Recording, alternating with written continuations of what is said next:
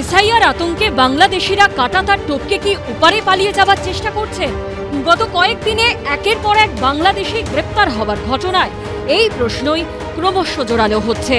সোমবার উত্তর 24 পরগনার স্বরূপনগরে বাংলাদেশ ফিরে যাবার পথে 4 জনকে আটক করে বিএসএফ। রবিবার বাংলাদেশে ফেরার পথে গ্রেপ্তার হয় আরও 35 জন। 31শে অক্টোবর অর্থাৎ শুক্রবার এই স্বরূপনগরেই অবৈধভাবে সীমান্ত পেরোনোর সময় ধরা পড়ে 10 শিশুসহ মোট 45 জন বাংলাদেশি নাগরিক। লাগাতার বাংলাদেশে গ্রেপ্তার হওয়া নিয়ে মঙ্গলবার সুর চড়ান শুভেন্দু অধিকারী। এ তো মাত্র স্বরূপনগরে 94টা ধরা পড়েছে, আর এসআইআর এর নাম শুনে কাঁপতে কাঁপতে কিছু পালিয়েছে। নিউ টাউনে হঠাৎ করে সকালবেলা কাজের লোকেরা নাই, বড় জাংলিতে দেখুন ফাঁকা হয়ে গেছে। বাংলা ভাষায় কথা বললেই বাংলাদেশি হয় না, যেমন হিন্দি ভাষায় কথা বললে সবাই পাকিস্তানি হয়ে যায় না, বা উর্দু ভাষায় কথা বললে যে যেখানে কাজ করতে যাচ্ছে সবাইকে বাংলাদেশি আখ্যা দেয়া হচ্ছে। যদি রোহিঙ্গার বাংলাদেশিরা আসে, রোহিঙ্গা যদি আসবে কোথা দিয়ে? আমাদের বাংলার তো বর্ডার নয়, ওটা বর্ডার কার?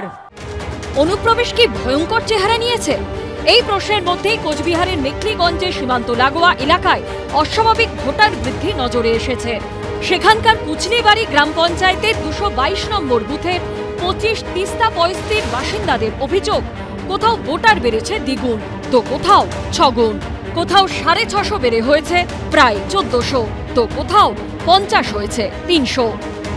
কুচলিবাড়ি গ্রাম পঞ্চায়েতের 222 নম্বর বুথ 25 তিস্তা পয়স্তি, এই বুথের কিছু অংশ কিন্তু একেবারে তিস্তা নদীর ওপারে, যেখানে খোলা সীমান্ত রয়েছে, সেখানে একটি চর রয়েছে বাংলাদেশের সাথে উন্মুক্ত সীমান্ত, সেখানে কিছু মানুষ বসবাস করেন। এবং যেটা স্থানীয়দের অভিযোগ যে সেই সীমান্ত দিয়ে সীমান্তে বেড়া না থাকায় সেই সুযোগ নিয়ে কিন্তু অনেক বাংলাদেশি সেখানে বসবাস শুরু করেছে এবং তারা নিজেদের মতো করে সেখানে ভারতের ভোটার কার্ড এবং অন্যান্য পরিচয়পত্র সেটা তৈরি করেছেন। খোলাই থাকে এটা, হয়তো তার তুলনায় সেইভাবেই লোক ওদিকে আসছে। আবার প্রাইমারি একটা স্কুল আছে, সেই যে স্কুলে হয়তো নাম ভর্তি করে এখন ভারতের নাগরিকত্ব ওরা দখল করতেছে। তো এই হলে তো বাড়তেই থাকবে। কাদের মতো বলতে গেলে এটা রাজ্য সরকারের যেটা একটা শাসক দল, ওদেরও কিছু সহযোগিতা হয়তো আছে, তাছাড়া এত ভরে আসতে পারে না। এ নিয়ে বিজেপি যখন দাবি করছে তৃণমূলের মদতেই এই অনুপ্রবেশ ঘটছে, তখন পাল্টা তৃণমূলের প্রশ্ন, সীমান্ত রক্ষার দায়িত্ব কার? ফেন্সিং না থাকার কারণে সেখানে বাংলাদেশিরা ঢুকছে এবং বর্তমানে পশ্চিমবঙ্গে মানে কাগজ তৈরি করার একটা ফ্যাক্টরি বলা যায়।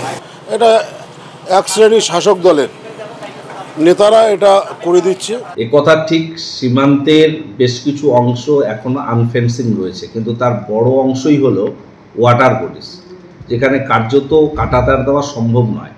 এর সমাধান কিভাবে হবে সেটা ঠিক করতে হবে, তার দায়বদ্ধতা সম্পূর্ণরূপে কেন্দ্রীয় স্বরাষ্ট্র মন্ত্রকের। সব মিলিয়ে অনুপ্রবেশ ইস্যুতে চড়া রাজনীতির সুর। শুভেন্দু ভট্টাচার্যের রিপোর্ট, এবিপি আনন্দ।